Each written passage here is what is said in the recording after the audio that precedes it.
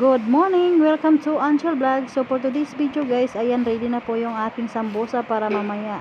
Kasi nga yung alaga ko is nagsusun. So ayan guys.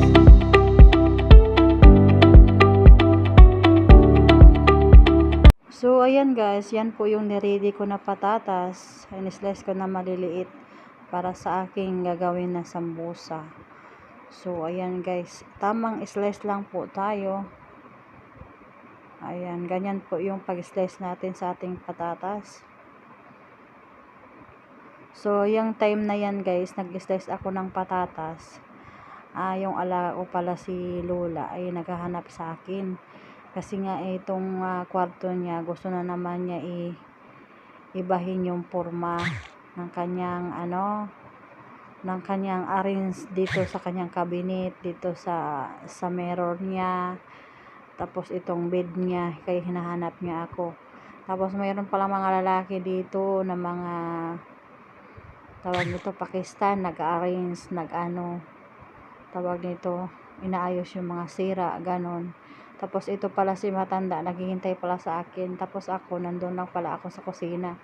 Gayat ako ng magulay para sa aking lulutuin na sambusa. Ayan, niready ko siya lahat. At saka, narinig ko na may nag-iingay dito sa malapit sa Majilis. Tinanggal pala yung pintuan. May inayos din. Kaya pinuntahan ko, tiningnan ko. Sabi ko, ay may mga lalaki pala. Sabi ko ganon. Tapos ngayon, nakita ako ni matanda. Lola, alaga ko. Ay, ngayon, tinawag niya ako. Sabi niya sa akin, bakit ngayon pa daw akong nagpakita? Sabi niya sa akin. Sabi ko, so ayun guys, continue tayo sa ating kwento. Sabi ni matanda, ngayon pa ba daw ako bumaba galing sa taas naliligo?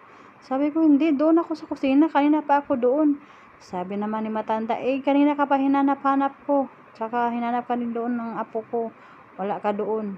Sabi ko, nandoon ako, kanina pa ako sa sa kusina, nag-slice ako ng mga gulay para sa sambusa na kainin mo mamaya kasi nag-zoom siya Webis yun eh. So, ayun, galit na naman, dakdak ng dakdak. Sabi ko, bahala ka dyan.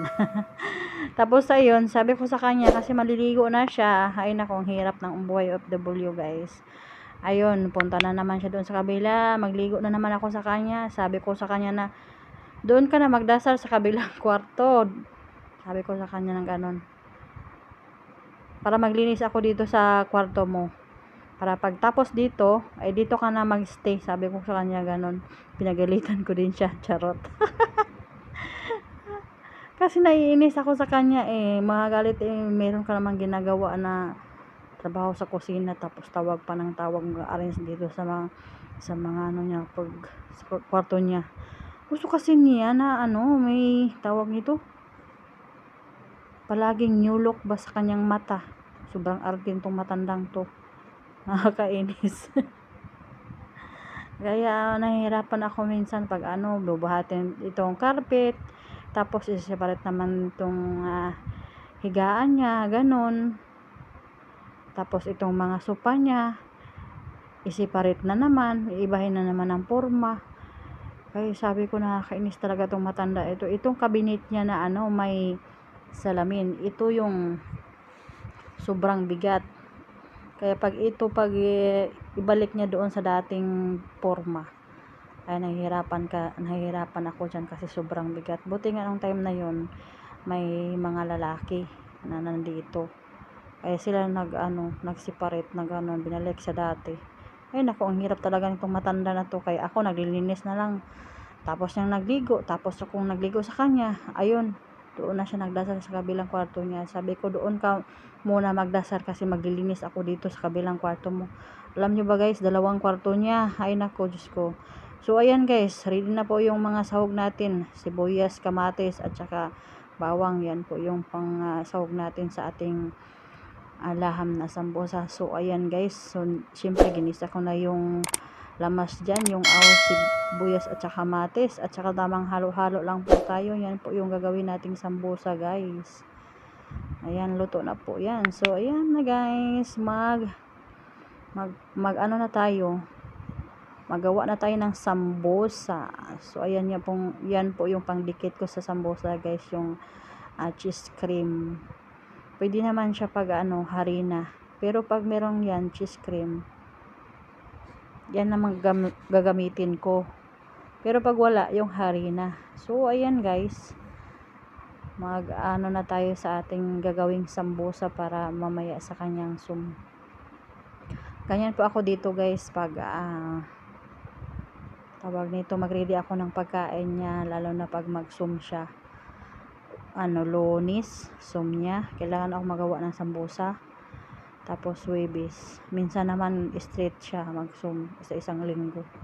Itong matanda. Kaya basta mag-sum to nakakainis kasi nga yung utak niya ba, para siyang na yung utak niya siguro walang kain, syempre palaging nagsusum no. Yung nasa laman ng utak niya puro lang hangin, kaya minsan nakakainis. Ay nako, Diyos ko Lord. So yan guys, yan po yung sambusa natin. Buhay OFW. Tiis lang tayo sa ating mga pangarap para makamit natin yung ating mga pangarap guys. Yung gusto ko lang tatapusin itong bahay ko pag matapos na to. Sana maawa si Lord na matatapos ko na talaga itong bahay ko na to para for goods na tayo guys. Mag-stay na tayo ng Pinas. Nakakapagod na, palagi na nag-abroad Ganyan po yung sambusa, siguro alam na yan sa mga OFW. Ganyan po yung mga gawain na lalo na pag mag-Ramadan ay nako, todo bakbak sa bakbakan sa kusina, lalo na mga ganyan sambusa, iba-ibang klase. May mga roll cheese, ganyan, may pa-square, iba-iba talaga. So ayan guys, kayo na po bahala, yung titingin alam na siguro natin yan na lalo na mga FW. So yan lang po ang flex natin for today guys.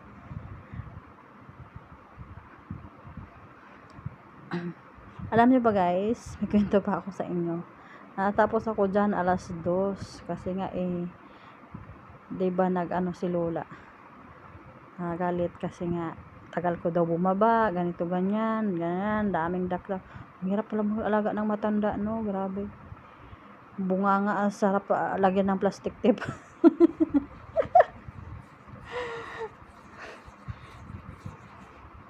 Ang hirap mag-alaga ng matanda kasi pasensya mo, kailangan 2,000 pasensya, kasi pag wala kang pasensya ay sarap lagi. Iwan ko na lang, basta si Lord nang bahala, matapos din ako dito. So ayan guys, tapos na po yung ating sambusa, ready to cook na po yan. Lagay po natin sa freezer para mamayang hapon lutuin natin.